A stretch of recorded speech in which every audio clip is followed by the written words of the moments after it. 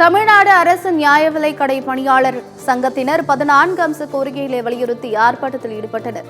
திருவள்ளூர் மாவட்ட ஆட்சியர் அலுவலகம் அருகே தமிழ்நாடு அரசு பணியாளர் சங்கம் மற்றும் தமிழ்நாடு அரசு நியாய விலைக் கடை பணியாளர் சங்கம் இணைந்து கருப்பு ஆடை அணிந்து ஆர்ப்பாட்டத்தில் ஈடுபட்டனர். இந்த ஆர்ப்பாட்டத்தில் பழைய ஓய்வூதிய திட்டத்தை மீண்டும் நடைமுறைப்படுத்திட வேண்டும், நியாய விலைக் கடை பணியாளர்கள் மற்றும் டாஸ்மாக் பணியாளர்கள் உள்ளிட்ட அரசு துறையில் பணியாற்றும் பணியாளர்களுக்கு காலமுறை ஊதியம் வழங்கிட வேண்டும் என்பன உள்ளிட்ட 14 அம்ச கோரிக்கைகளை வலியுறுத்தி கண்டன கோஷங்களை எழுப்பினர்.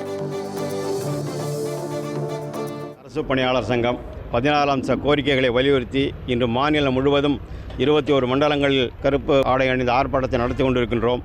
அரசு பணியாளர்களுக்கு பழைய ஓய்வூதிய திட்டத்தை ரத்து செய்துவிட்டு புதிய ஓய்வூதிய திட்டத்தை வழங்கி கொண்டிருக்கின்றார்கள். இன்றைய தமிழக அரசு ஆட்சிக்கு வந்தால் புதிய ஓய்வூதிய திட்டத்தை ரத்து செய்துவிட்டு பழைய ஓய்வூதிய திட்டம் வழங்குவோம் என்று கூறினார்கள்.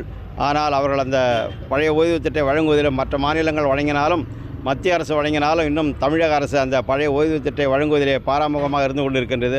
அதேபோன்று சத்துணவு அங்கன்வாடி பணியாளர்களுக்கு காலமுறை ஊதியம் வழங்கப்படும், முறையான ஓய்வூதியம் வழங்கப்படும் என்று கூறினார்கள். இது போன்ற எந்த கோரிக்கைகளையும் இந்த அரசாங்கம் வழங்காததால் நாங்கள் தொடர்ந்து போராடி கொண்டிருக்கின்றோம். அரசு எங்களை போன்ற போராடும் சங்கங்களை அழைத்து பேச்சுவார்த்தை நடத்தி எங்களது கோரிக்கைகளை நிறைவேற்றி தர வேண்டும் என்று இந்த போராட்டத்தின் வாயிலாக கேட்டுக்கொள்கின்றோம்.